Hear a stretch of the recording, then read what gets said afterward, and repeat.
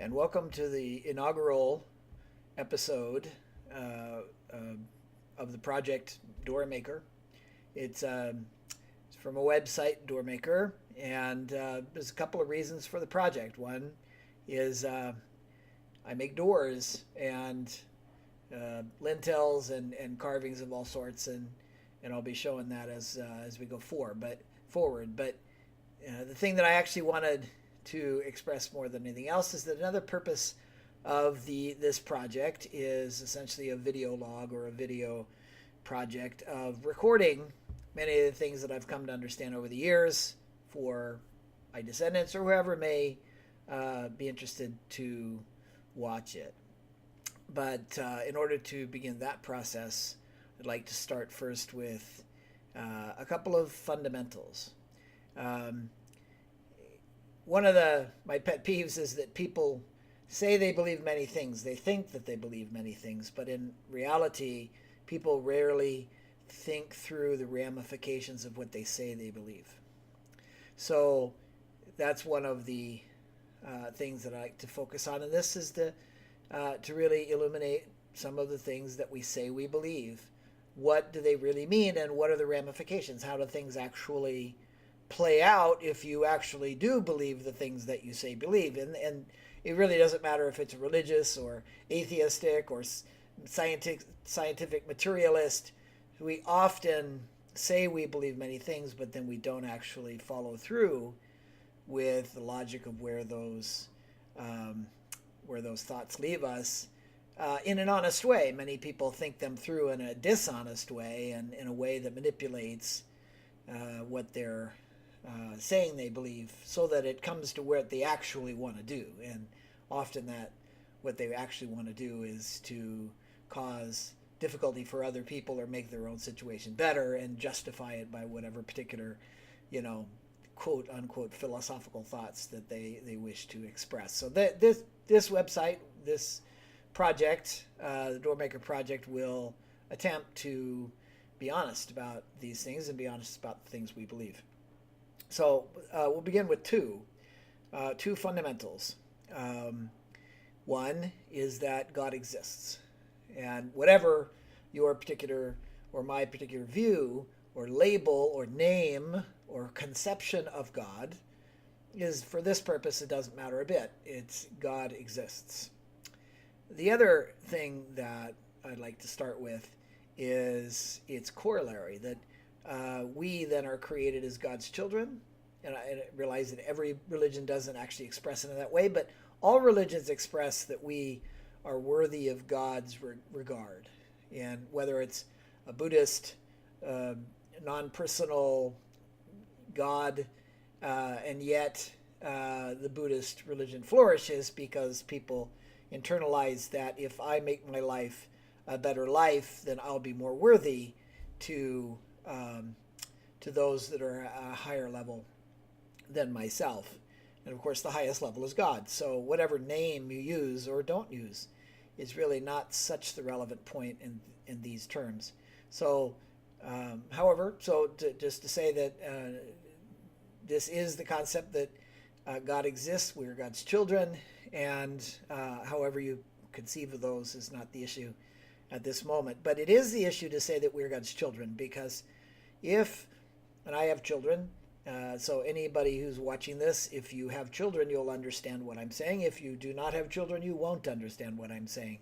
You can interpret it, you can maybe intuit maybe what I'm saying, you can have some sympathy, but maybe if you love animals in some particular way, you can feel that you have empathy towards it. But if you don't have children, you don't understand what I'm saying. It's one of the fundamental mechanics of our life, of what we say we believe, that the parent-child relationship is fundamentally different than any other relationship. And so if God exists and we're God's children, then that also means that we are given one fundamental and absolute and irrevocable job by God. In order to be a divine being, therefore as God's children, we should be like our parent, right?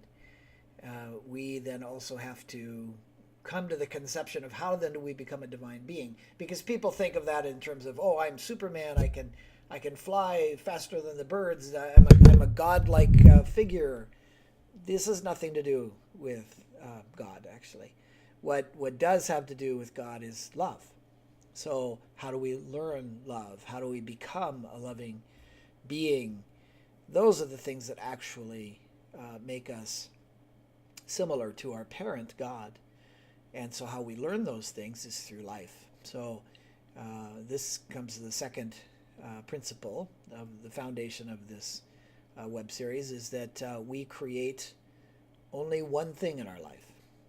Yeah, I can create doors. You can create whatever you create. Sometimes they can be computer programs. Sometimes they can be, masses of humanity in a managerial or a political or many different ways. And all of those have value.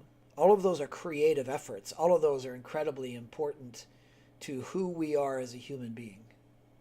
But the fundamental thing we're creating is ourself.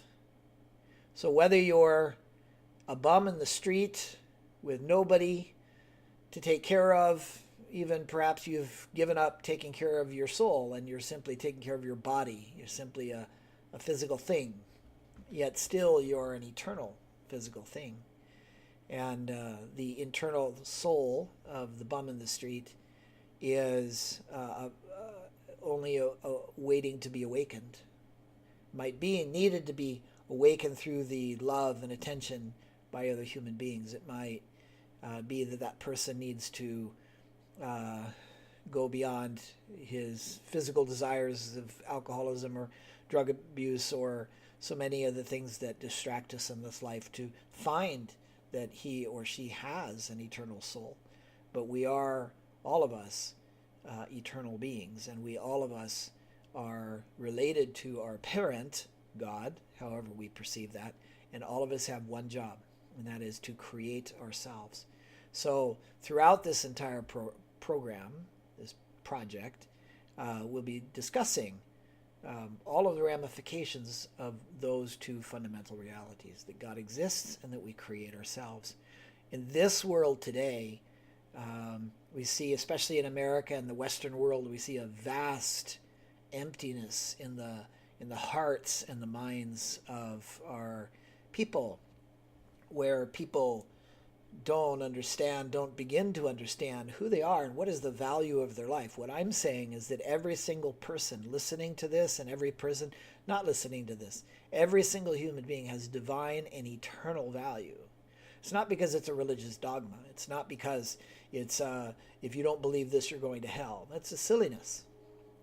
What it means is that every human being is an eternal being. And whether it's now or 1,000 years from now or 100,000 years from now or 1,000,000 years from now, every person listening to this will in fact become a perfectly divine being. It's just up to us as to how quickly and how much suffering we bring into the world and how much suffering we in fact take out. The other things that, the ramifications of what I just said, however, apply in other realms as well.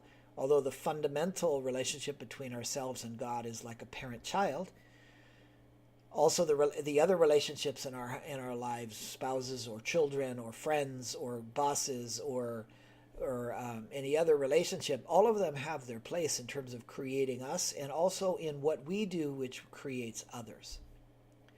And one of the most, if not the most valuable, other than just creating ourselves, which is the most valuable and important thing we can do, creating others, helping others will in fact be the most important thing we do in our life. And in fact, to create others creates myself as well. So I will finish at this point, at this inaugural presentation, and I'll invite you back. Sometimes I'll be talking about things like this, but sometimes also I'll be showing some of the carving work that I do. It's wonderful to be here with you, and I hope that you'll join me again. Okay, take care.